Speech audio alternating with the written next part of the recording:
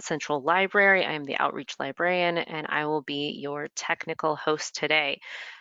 Just a few logistics. You are attending a seminar on GoToWebinar. That means you are, as an attendee member, muted, and your only way of communicating is through the question panel. So if you have any questions or any technical issues, please place those into the question panel, and we will get to them in the Q&A section of this presentation.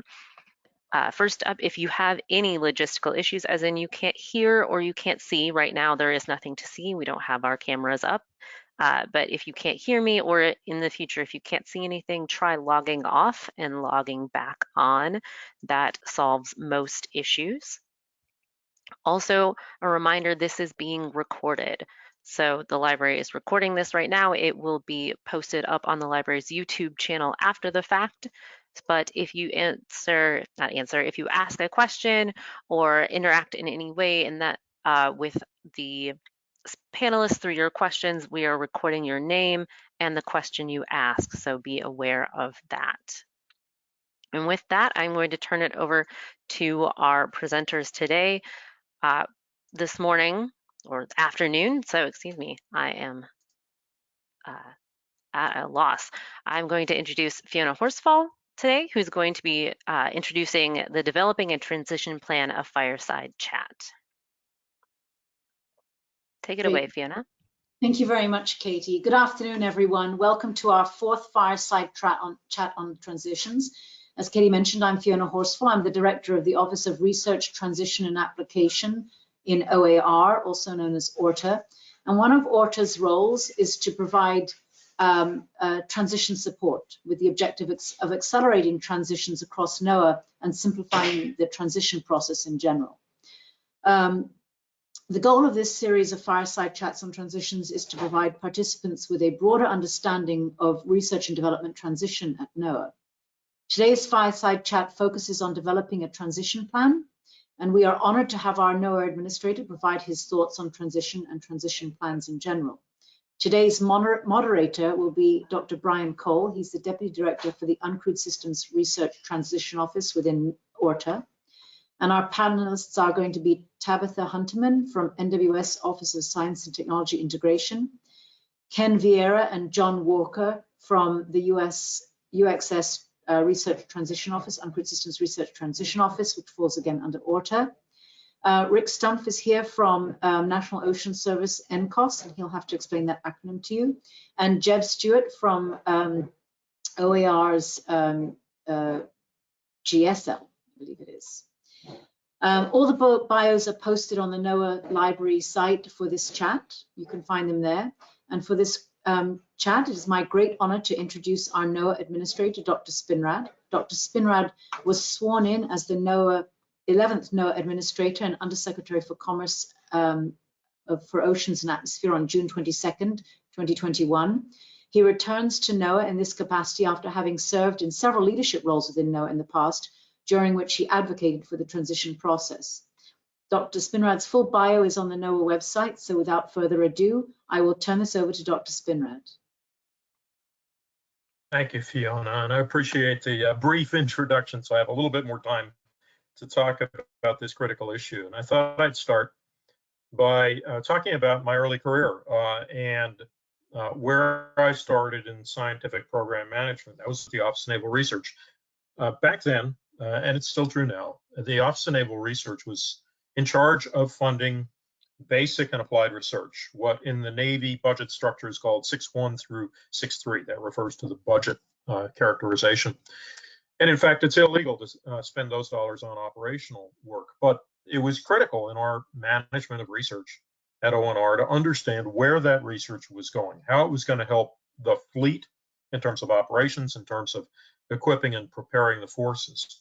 So I, early in my career, learned about the concept of aiming towards mission requirements, tolerating a certain amount of risk in the portfolio that I was responsible for in research, and then ensuring the effective handoff, if you will, the transition of that research into, in that case, operations.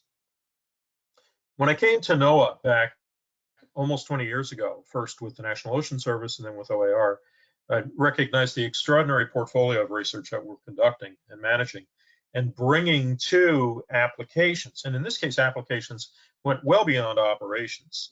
Obviously, it includes operations such as those we have in the Weather Service, but it includes applications such as regulatory applications for fisheries management or coastal zone management. But we also transition into commercialization. We look at how a product, a model, a new sensor can be used for the private sector, for example. And we're also looking at how to transition research into things like education. How can we take the findings of our research community, build them into curricula and class programs for training? So transitions are really important to our success at NOAA. And as I spent more and more time at NOAA, I realized we didn't have, if you will, the benefit or the constraint of having this rigorous definition of how money will be spent like they do in Navy. So it's a little bit harder for us to say, how do we establish the way in which research moves from the laboratory into the prediction center or into a fisheries science center? And so when I came on as chief scientist with Kathy Sullivan back in 2014, it became very clear to me that we needed to put some attention into, if you will, establishing the processes, the terms of reference, the principles of operation to ensure that we were affecting the most meaningful transitions. But it's about many things, more than just assuring that flow of new knowledge into applications. Obviously, with attention to transition and building transition plans, we can accelerate the production of new capabilities, the operationalization of new capabilities, in the sense that we can have a better understanding of when and how products will move through different stages, the readiness levels as we've characterized them within NOAA, and can we do that faster? I'll share with you, for example, and I suspect on the call we've got a number of folks who are actively working in phased array radar. So I was working phased array radar when I was at Navy back in the late 1990s. When I came over to NOAA, I said this should be something we ought to be able to assess in terms of its operational applicability reasonably straightforwardly. We're still looking at that. It's 20 years later, and we're still looking at that. If we had the current kind of capabilities that we have with an office like ORTA, with the transition NOAA Administrative order we've got in place, would we be able to transition research more effectively? Would we be able to get phased array in the hands of the weather forecasters sooner? So obviously, transitions and transition planning is about accelerating the movement of an idea into a product. It's also about ensuring that we meet our mission. If we establish transition plans, we can look at the people who make decisions about our mission priorities, everything down from the program manager, the bench scientist, all the way up through the Office of Management and Budget in the White House, to ensure that what we're doing is easily defined in terms of where it will fit in the mission. This is especially true in the more basic aspects of our research portfolio, where oftentimes the uninformed, the people who are less familiar with our mission, don't fully understand why a particular piece of research in geophysical fluid dynamics, for example, might ultimately be of value in a climate projection that we're trying to build. It's a way of having a transition plan and transition process. It's a way of marketing, if you will. It's a way of making people fully aware of what our portfolio looks like. How many people, for the researchers on the call here, how well do you think the average staffer on the Hill or the average professor at a university or grad student at a university, how well do you think they know what your research is and how it fits into the NOAA mission? The availability of plans that talk about that connectivity to research needs, to mission needs, is a way of ensuring the marketability, if you will, of our research. The bottom line, as I see it, is that the transition plans will play a more prominent role in what we do. Can you transition something without a plan? No, of course you can. And it happens all the time. And some of it is just by dint of personal connections or the sort of serendipity associated with research sometimes. And we don't want to disallow that sort of component to what we're doing. But I would argue that if we establish our transition portfolio much more aggressively, as stipulated in the NOAA Administrative Order that Kathy Sullivan signed out about 4 or 5 years ago, we do a couple of things. First of all, we ensure early engagement by the user side, the app appliers, the regulators, the operators. If they're aware of what the research path is from your concept all the way up to their need to improve regulations or improve forecasts, we have much more efficient way of getting engagement early on. It also reduces the chances of a stalled transition. If everybody knows what the steps are on that path to get from readiness level 1 all the way up to readiness level 9, people are going to understand where the risks are, how hard it is to get from point A to point B. It also is an extraordinarily valuable tool, I've got to be honest, in the budget process. And this is where I think you will see some changes. While I try to take best advantage of the processes we've worked so hard to build over the last several years, as we're building our budget, and we're about to start formulation for the FY24 budget here very soon, I'll be looking at transition plans. I'll be asking the budget folks and the assistant administrators, do we have a transition plan for this either new research capability or for this proposed operational capability? And does the budget support the ramping up and ramping down, respectively, of operations and research to get us to that place? It's an extremely valuable tool. I've seen it used. In fact, as I said, when I started at Navy, I worked for ONR. I then went to work for the operational side, and I built a program called the Rapid Transition Program to do exactly what we're doing here. Interestingly, some 20 years later, that program is one of the few pieces of the research portfolio that has survived, because the people who plan for Navy research recognize the value of having transition plans. The piece that's different from when I left in 2016 and when I came back here in 2021 is the establishment of the Office of Research Transition and Application, ORTA, which you just heard introduced by Fiona Horsfall. And I really have to compliment Gary Matlock for his vision in setting up ORTA. I think it's exactly what we need to move the research into all of these various transition products. And I really compliment Fiona and her team for the great work that they're doing to move the needle with respect to our capability to transition research into operations, applications, commercialization, and education, or what I like to call R2X. So with that, I look forward to hearing the discussions here in this fireside chat. Look forward to being able to take some Q&A, and I really look forward to the success we're going to have with our research to applications, operations, commercialization, and education. And with that, Fiona, let me throw it back to you to introduce our panel today. Thank you. Thank you very much, Dr. Spinrad, for your thoughtful and kind words. Now I'd like to turn it over to Bryan Cole, our moderator for our discussion with the panelists on developing a transition plan. And I would like to welcome the audience to submit questions to the panelists and also to Dr. Spinrad via the chat box as outlined by Katie at the beginning of this session. We will address the audience's questions after the panelists' discussion. So thank you. I'll hand it over to Bryan.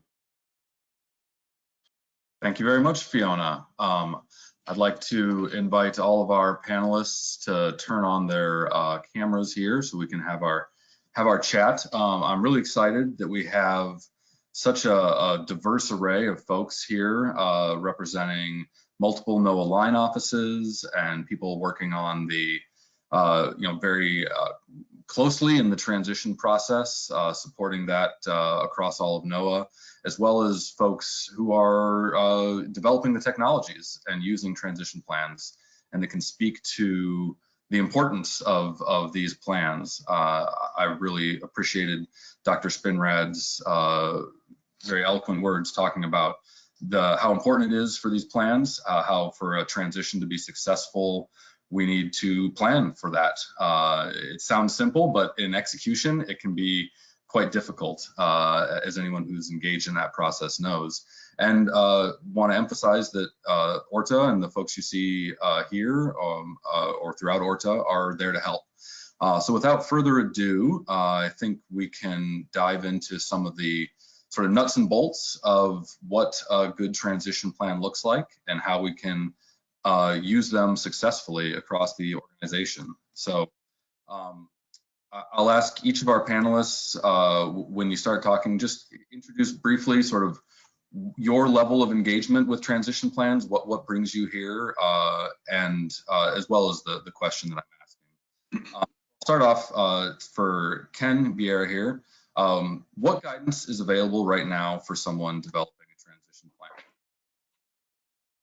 That's a good question, Brian. I actually, as Fiona indicated, I serve on the UXS Research Transition Office and also the readiness level team and the Tagger team. Essentially, the Office of Research Transition and Application, or ORTA, was formed and has a website to fully leverage NOAA's R&D enterprise to serve NOAA's mission and benefit society by accelerating and facilitating transition of R&D within NOAA to operations, applications, commercializations, and other uses. The mission of this office is to provide assistance to accelerate and facilitate transitions of R&D. This transition support is part and inform a centralized hub for all R&D transition information across NOAA. Provided on the site are two primary guiding documents, as Dr. Spinrad indicated, which include the NAO 216-105B, which is the policy on research and development transitions. This order establishes the process for identifying, transitioning, and coordinating R&D output to operations, applications, commercializations, and other uses. It also outlines the roles and responsibilities of various officials, including line office transition managers, associated with transition of R&D. Along with the users, can find the complementary handbook for the NAO, which is a handbook that establishes procedures for planning, monitoring, and implementation, evaluation, and reporting of transition of research development in support of the NAO. In addition to these guiding documents, a working group under ORTA has been stood up and called the Tagger team. The Tagger team is made up of representatives from the various line offices, and its members all together have written and or assisted with writing of upwards of 200 transition plans, and was formed to identify issues and develop solutions and best practices to accelerate transitions, streamline, and the development of providing clarity to the transition plan process. This working group is currently meeting with each of the LOTMs to discuss concerns and priorities with the creation of transition plans and the process.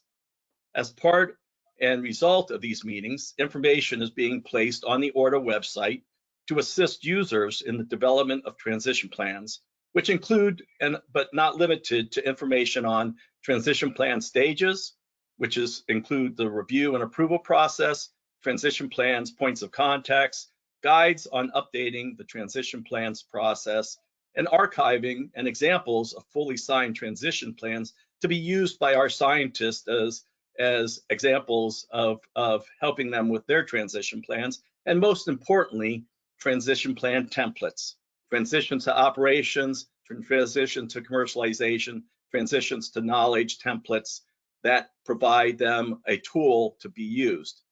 As we know, transition plans are living documents.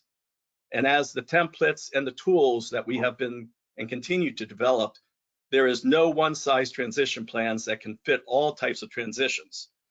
And each unique transition plan will likely require content specific to the project being transitioned.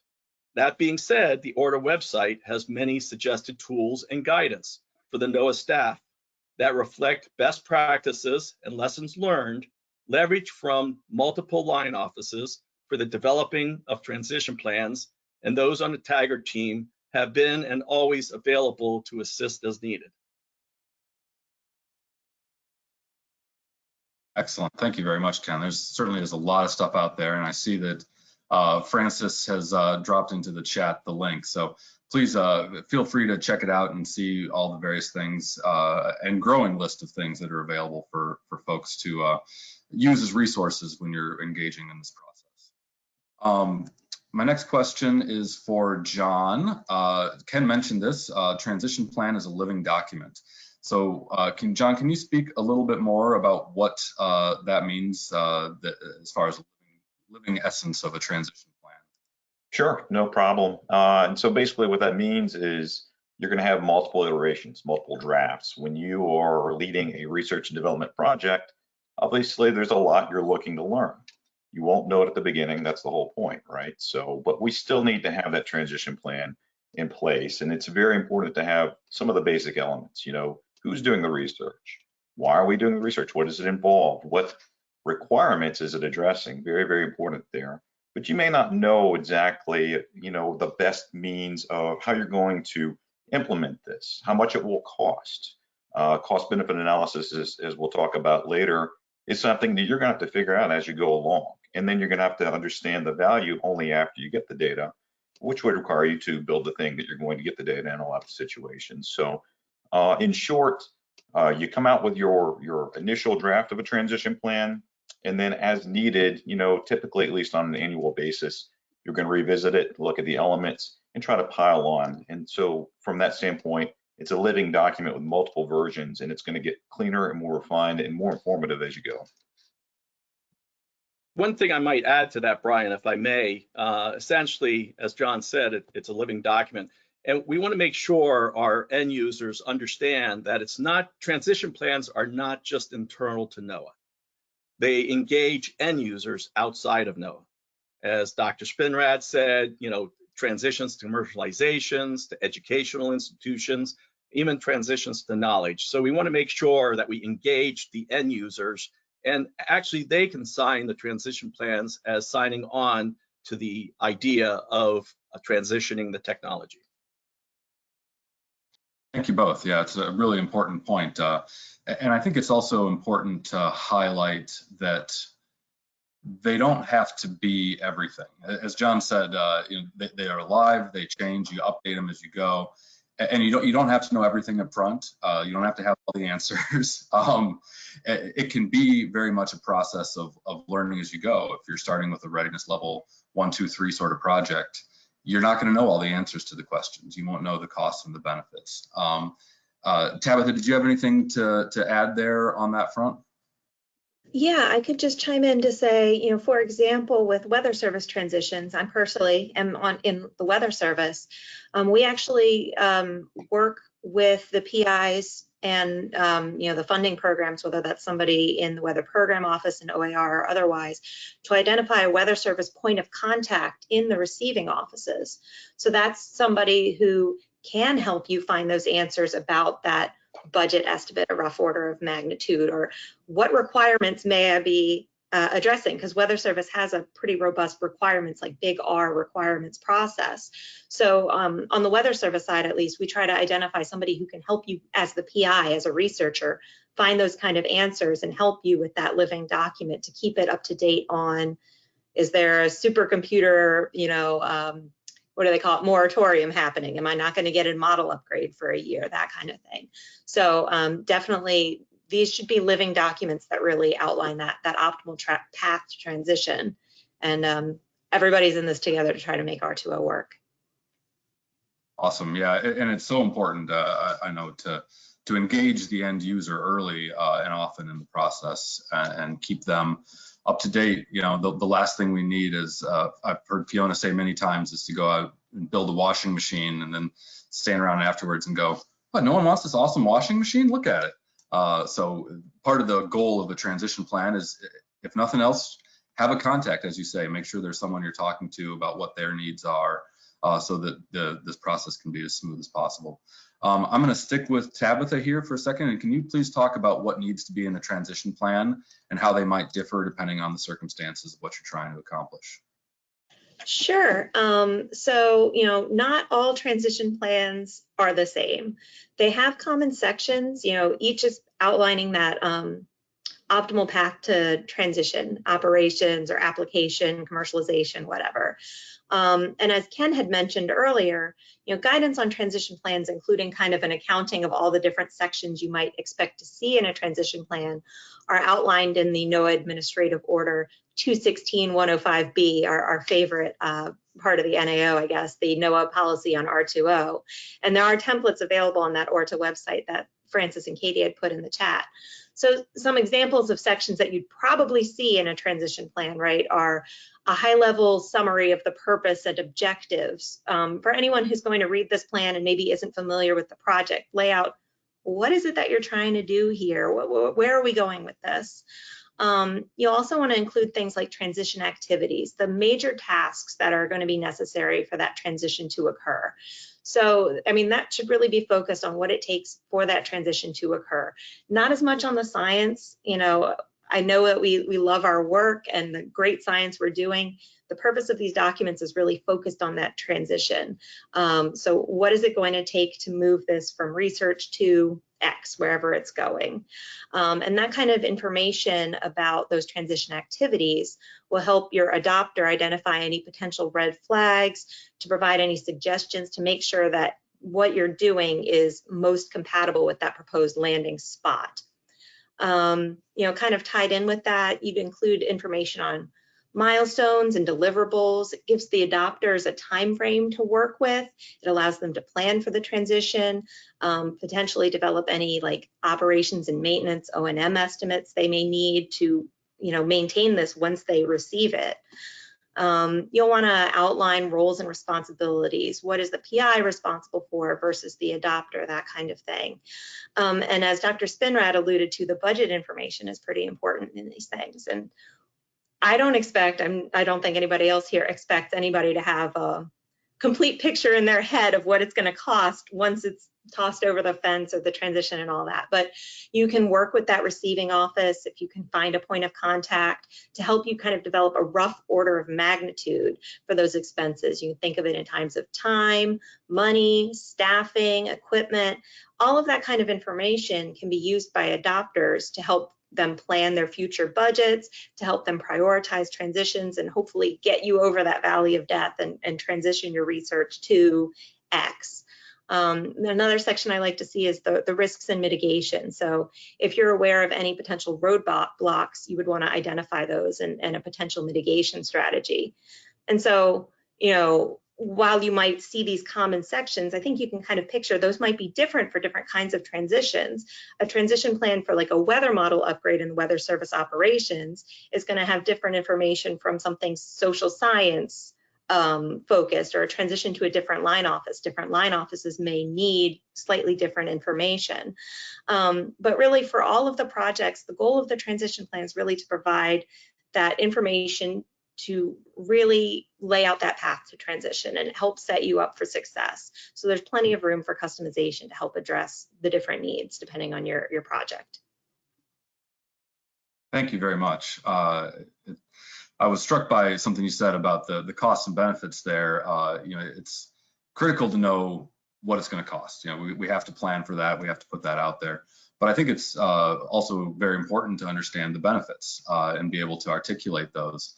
So I was wondering if, Ken, you could talk a little bit about the process of developing those benefits and what goes into making sure that we understand the value that we get out of the transition plan, just real quick. Yeah, I mean, it's a good question. And again, when people are asked to do transition plans, their eyes glaze over. And that's why the ORTA is providing these templates to help them and assist them through the process. Essentially, the cost-benefit analysis of the transition, it's where you are, where you want to be, and where you're going in the future. And essentially, the importance is to do ROMs, or rough order magnitudes, estimates of the cost. And the cost is just not dollars. It's social, economical, and ecosystem benefits should be included in the cost-benefit analysis when you do a transition plan. And you could have a factor of 5 in cost savings that goes across the board as far as manpower needed if you're doing a transition and you have a better way of using this innovative technology or something along those lines. So you have to look a broad range of cost and benefits in your cost-benefit analysis. Thank you. And I think it's also important to work with that end user to speak to the benefits of the data that can be generated. So make sure that there's a use and a demonstrated value that you get from incorporating that data and using it in whatever process we're talking about. Thank you all for your input there. I'm going to turn a little bit now to some of our folks that are more on the tech development side. For Rick here, what sections of the transition plan do you find the most useful in helping the R&D process and also in helping the transition process as a whole?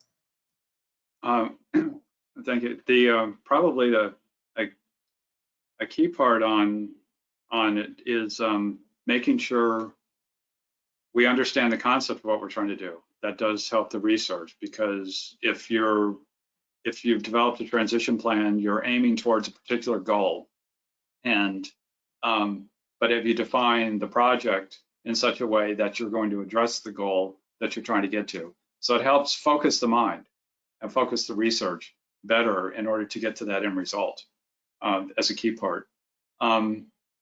I'd say, kind of going a step beyond, is if you go to the roles and responsibilities and you're going to hand something off to somebody, you start having to build that into the design. So what are you doing? The simplest one is a computer program. It's all well and good that it can run in your lab on your desk or your machine, but can anybody else run it? And so if you're not planning that into your development, if you're not thinking in terms of someone else has to get this, then you don't write it the way you need to. So you need to plan that accordingly. And those are two big issues that build into this. Thank you. Jebb, same question, I think, for you. What sections of the transition plan do you find the most useful in helping the R&D process and making sure the ultimate transition is going to be successful? Yeah, I'll echo Rick here that the roles and responsibilities combined with the transition activities are two of the most important aspects of the transition plan, I think, for research. I've been involved in a transition to education, so a little bit different element here with the Science on the Sphere program. But through the roles and responsibilities, you can define as part of those transition activities who's responsible for what parts of those activities, who's responsible for funding, making sure the funding happens, who's responsible for project management aspects. So there's a lot of different responsibilities that are important to be clear on for those different groups. So you don't have those arguments, I'd say arguments, but they're friendly discussions later about who's responsible for what aspects of the program. And it is important to note that this is a living document.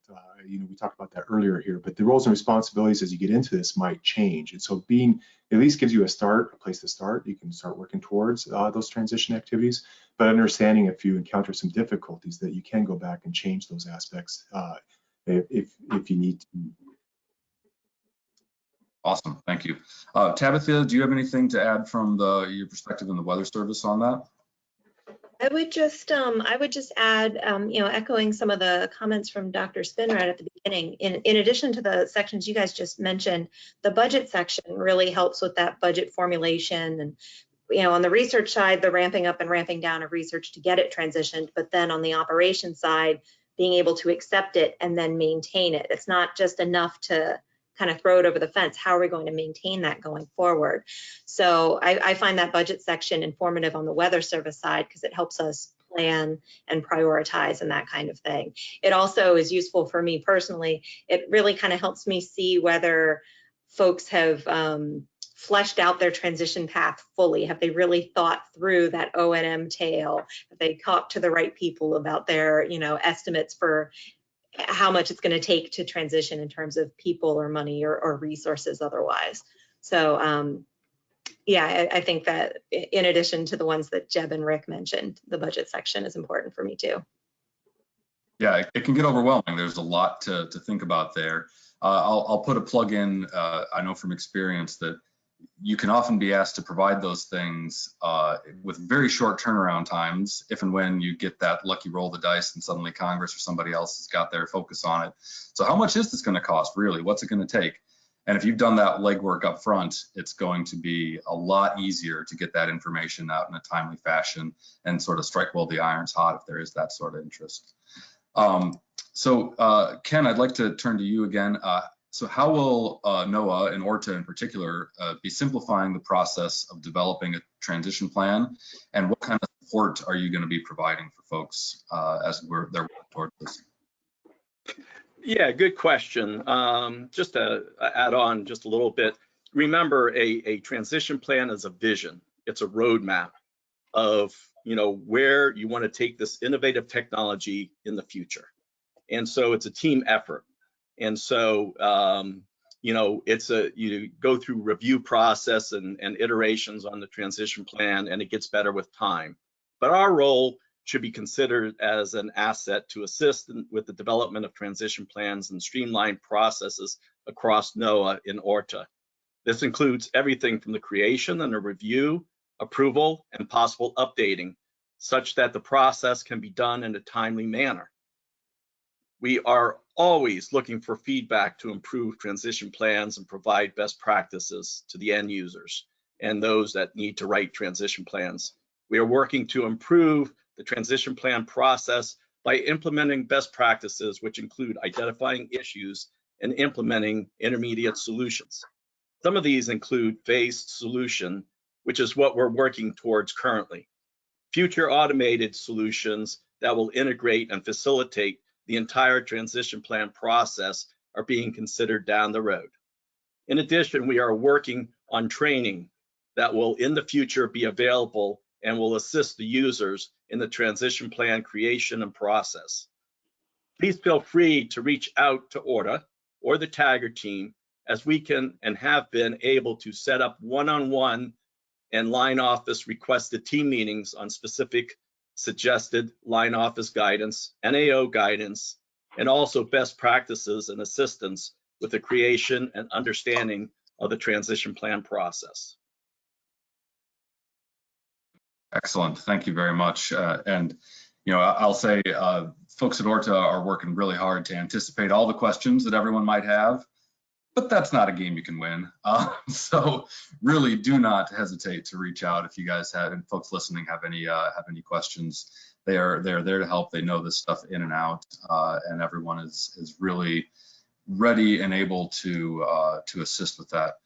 John, did you have anything more to offer as far as what there may be going forward for from ORTA or other aspects of helping out with folks on the transition plans?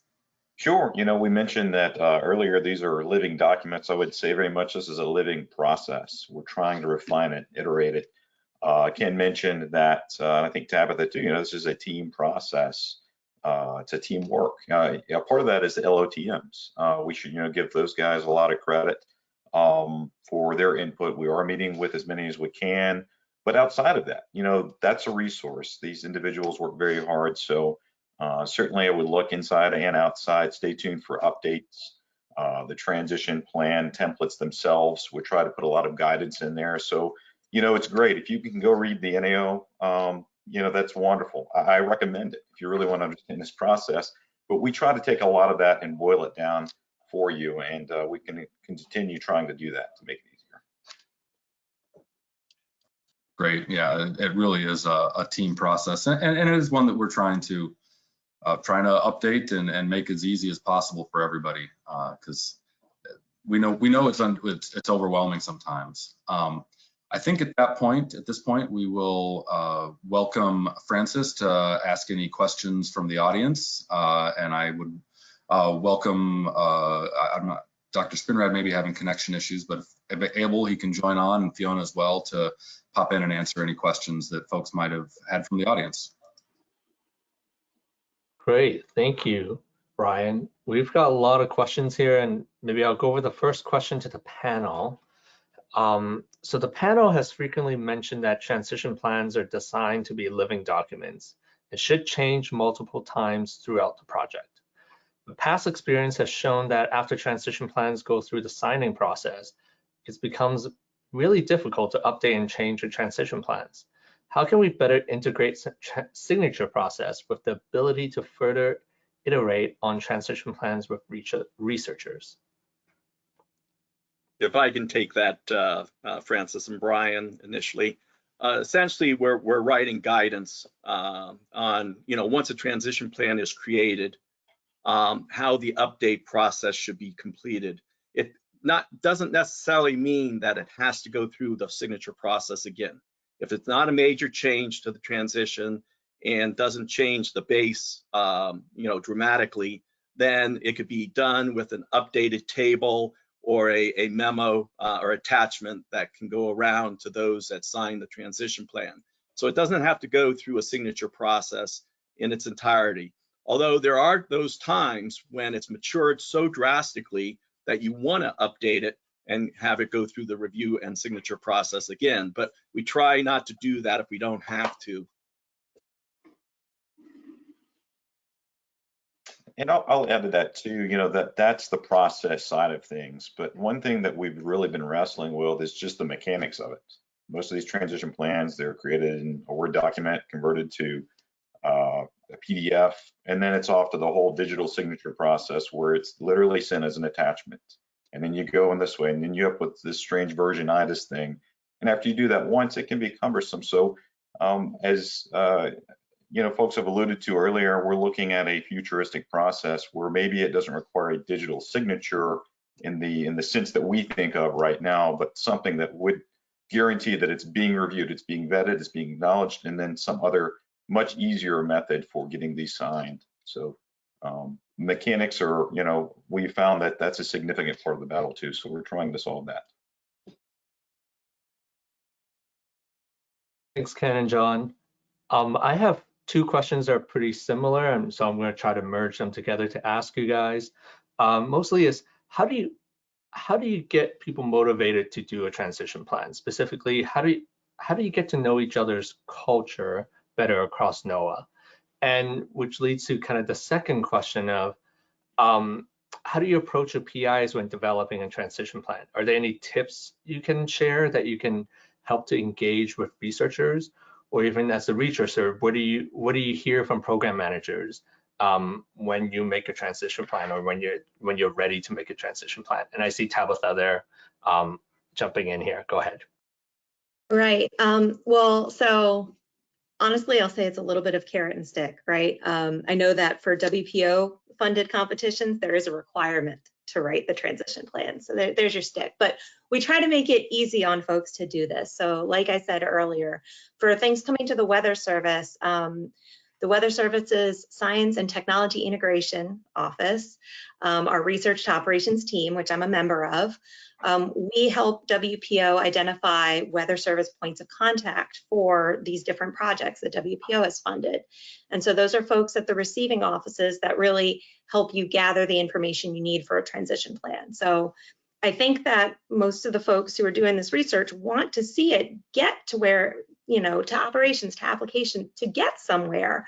So if we can give them the tools, the resources, a person to talk to help them write this transition plan, that's sort of our carrot to sort of make that lift easier. And one thing that POC is then responsible for on the Weather Service side, in addition to working with the PI to help flesh out that transition plan, the POC gives a briefing to the Weather Service service delivery portfolios at a transition plan review meeting. So these meetings really have two goals. One of them is to ensure that the Weather Service service delivery portfolios are aware of emerging R2O projects for their future planning purposes, but also to allow those portfolios to give feedback on that proposed transition path and identify any potential challenges that might need to be addressed. So that almost goes back to the last question. We go through this review process before the transition plans are signed by the Weather Service Line Office Transition Manager and the Weather Service AA. And so by virtue of this review meeting, we capture things that can be corrected in that transition plan before it gets signed, so that the very best version of the transition plan as it is right now is the thing that gets signed. And maybe there are minor tweaks and changes we can address without having to go through that whole review process again. And we've really found that having these review meetings, having the POCs have accelerated the approval of plans destined for Weather Service, for projects destined to Weather Service. It's accelerated the approval by the LOTMs and the AAs, and we found that it's helped accelerate the transition of research to operations in Weather Service. So that's one thing. I've already lost the thread on the question, but oh yeah, it was how to encourage people to do the transition plan. So we're working hard to try to make it easier. I think you want to transition things, so we're trying to help people make it easier to go through the kind of bureaucratic exercises of writing the plans. Yeah, all good points, Tabitha, and I'll use Rick as an example here too. Is that you know, not all line offices have the same processes, but ORTA is providing tools so that they can utilize as they would like to. So essentially, what we do is we provide these templates to the PIs that to get them started, because a lot of them say, "Where do I start?" And so we just don't throw them the template and say, go off and write a transition plan, because that never works.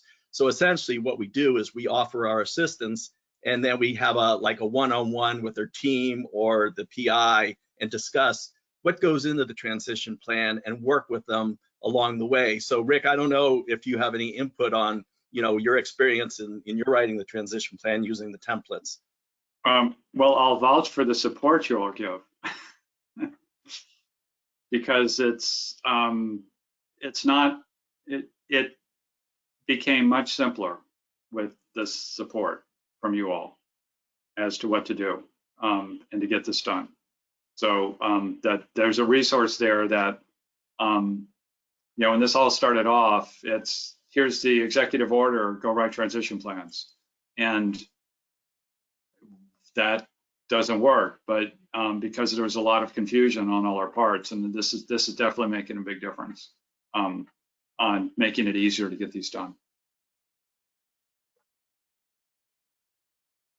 Great, thank you. I have a question here for Dr. Spinrad, a NOAA Administrator, and also for Dr. Fiona Horsfall as well. So here, it's a long question. Recently, OAR formed a transition management community of practice for labs to support each other through the many challenges surrounding transition plans. So for example, we've heard estimates from the group that past transition plans has taken anywhere to 3 months to 2 years to get written and signed, outpacing the research and putting a big strain on current resources, such as staff time. So the NAO 216-105B states that it is the responsibility of NOAA leadership to ensure that transition teams are appropriately resourced to carry out their responsibilities. What are the plans to appropriately resource transition teams so they might support your plan to accelerate transitions? So, Dr. Spinrad, do you want to go first? I'd be happy to, and give a kind of a 60,000-foot view. When we originally set up the NOAA Administrative Order, one of the very first questions that came up in what was then the Research Council, now the Science Council, was how are we going to pay for this? Not just dollars, but in terms of people's time and effort. And there was a recognition that this didn't just magically come about. And so back in 2016, we identified that there had to be a staffing and resource associated with this. My understanding, certainly on the OAR side, is that part of this is the role of ORTA, that ORTA was set up in order to provide some of those resources. Have we done it as fully as needed? No, of course not. I am looking to the Science Council and the LOTMC, as well as the CAAs, to help me understand what are the resource needs. So I am more than happy, and I probably will be the strongest NOAA administrator that you'll have in this agency to support the investment of researchers. That is kind of the infrastructure, if you will, the meta management needed for transition planning. I will add, so tell me what you need is the short answer. I will simply add that 2 years obviously is outrageous for development of a transition plan. I don't know what the right number is, but I do know that usually when things take 2 years, it's because people are overwhelmed and have other things to do and just can't get to this. So we need to find a way to find the people resources. Tell me what that need looks like, and I'll do my best to try to make sure we are resourced accordingly. Fiona? So I just want to Thank you. I just want to add that ORTA, as mentioned several times already today, is a very new office, and we are trying to identify what everybody's needs are. We have created the Transition Tiger team, which is evolving. We just had a proposed new governance structure today. There is the community of practice, which is the OER labs and other groups that are talking about what transition needs are. But already we've seen that transition plans are moving through much more quickly than 2 years. If you were to come to ORTA and you wanted help with getting your transition plan signed, you will see that move very quickly. Yes, you can't force people, to sign things, but we've really made tremendous headway in getting these transition plans signed. In addition to that, we are working on developing training resources. We have a story map that's going to be coming out soon on the development of a transition plan. And as I said, you can contact the office through the website and you will receive one-on-one support to get your transition plan moving very quickly. And, Rick Stumpf mentioned that he found ORTA to be an incredible resource. And I don't want this to just be yay ORTA, although it is yay ORTA. But we intend to demystify this process. We recognize that there have been several levels of frustration out there, and we want to demystify this process to make sure that people can get these done and make this organization so much more efficient in terms of accelerating transitions. Thank you both. I have a question, maybe this is specifically towards the Weather Service and with the UFS, the Unified Forecasting System. So how are transitions from UFS model component schemes to NWS operation model going to be handled? Is there a centralized process? Does anyone know if there's a process towards that? I would need to go look into it to make sure I understand what the process is going to be. I know that there have been projects destined for the UFS through the EPIC program. I've worked closely with the folks in WPO on EPIC funded projects for the UFS. And for those projects, if they're at a sufficient readiness level, they've had transition plans written for inclusion in the modeling system. So that's something, I don't know who asked this question, but if you wanted to get in touch with me offline, I can investigate that and get back to you on whether there's something like a broader UFS transition plan that might incorporate smaller projects, or whether each one-off project may want to develop its own transition plan. Great, thank you, Tabitha.